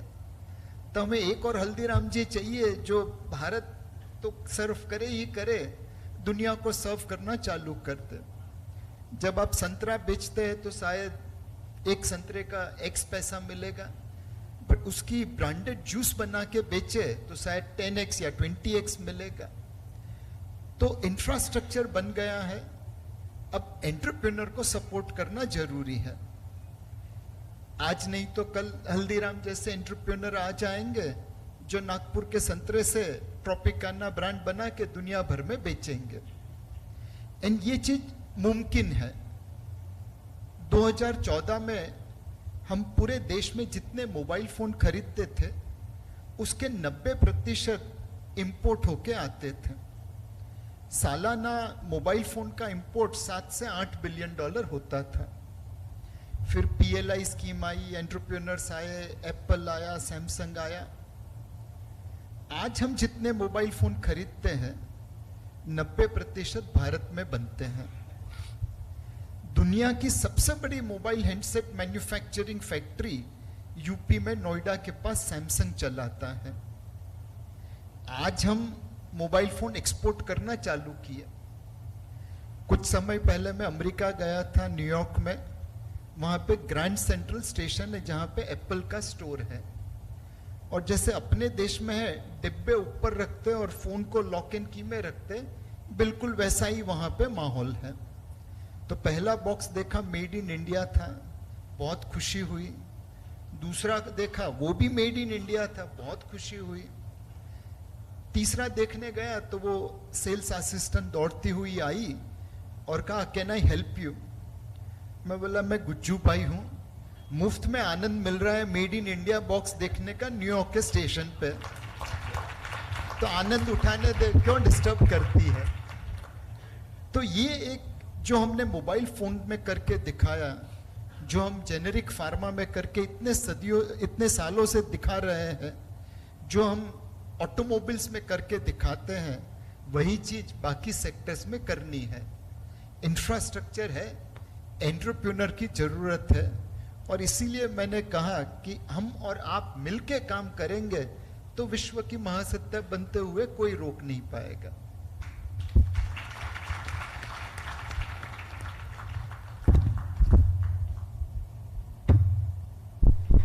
Thank you very much. Nagpur वाले लोग हम सब एकदम मंत्रमुग्ध होकर सुन रहे थे कि मोबाइल में आशुतोष सर को मैसेज करना पड़ रहा था तो वो मिस्ड कॉल दे रहे थे कि मैसेज पढ़, क्योंकि मोबाइल साइड में रख दिया था। सो हम सब लोग बहुत ज़्यादा मंत्रमुग्ध और बहुत ज़्यादा धन्यवाद, मतलब शुक्रगुजार है कि आप लोग ने इतना बेहतरीन हमको ज्ञान दिया। बहुत बहुत धन्यवाद आप तीनों का। एक बार जोरदार तालियां बजाकर इनको हम लोग धन्यवाद कहते हैं। इसके पश्चात एक 15 मिनट का हम लोग ब्रेक लेंगे, और अभी 1:23 हुए हैं, 1:40 को ठीक हम लोग रिदम सर का सेशन जो सोलो सेशन होने वाला है उसकी शुरुआत करेंगे। चाय और कॉफी साइड में रखा है। नेशनल स्टॉक एक्सचेंज का एक क्विज कंपटीशन है, सो उनका स्टॉल पीछे लगा हुआ है। सारे पार्टिसिपेंट से रिक्वेस्ट है कि उस क्विज में पार्टिसिपेट करें। जो लोग उस क्विज कंपटीशन को जीतेंगे उनको एक आकर्षक पुरस्कार भी मिलेगा। Thank you very much dignitaries, thank you very much. Ridham Desai sir का एक रिपोर्ट आया है मॉर्गन स्टैनली का, इंडिया डिकेड 10 साल के लिए, तो he will be talking about that report and it's a very granular, very हर एक सेक्टर में कहाँ पे क्या क्या कैसी अपॉर्चुनिटी है, दैट इज व्हाट बहुत उसके ऊपर चर्चा हुई थी मीडिया में। So sir himself will be talking to us about it, so उसके लिए बाद में मिलेंगे। सेशन में बने रहिए, 15-20 मिनट में वापस सेशन चालू करेंगे। Thank you. Thank you, Shivani. Thank you all the honorable dignitaries. We'll commence the second session for today in a short while. I request all of you to take a quick 15 minutes break. There are hot beverages at your disposal. You can have them, get freshen up, and then we'll commence our second session.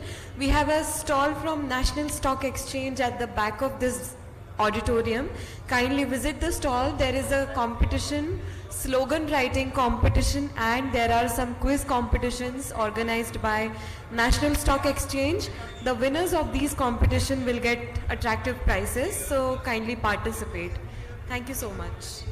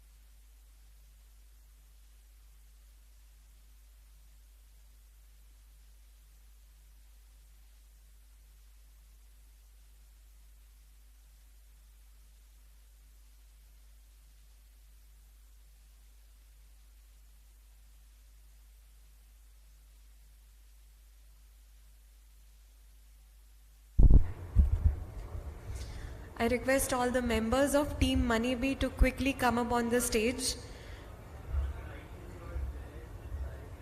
And may I again request Honorable Sanjeev Sanyal ji to please come up on the stage. All the members of Team Moneybee, they want to take a picture with you.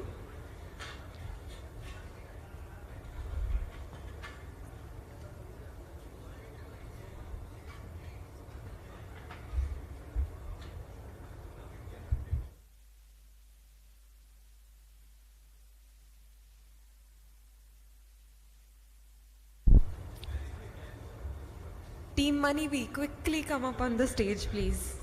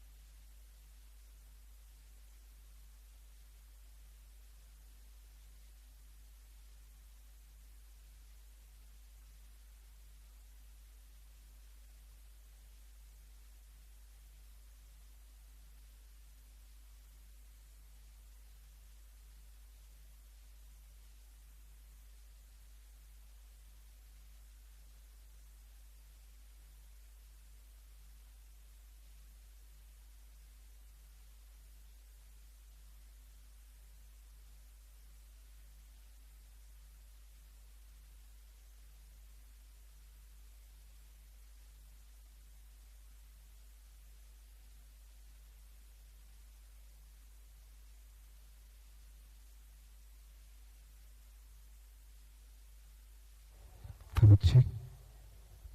Hello.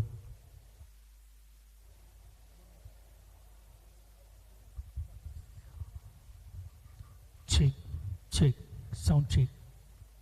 Check. Check.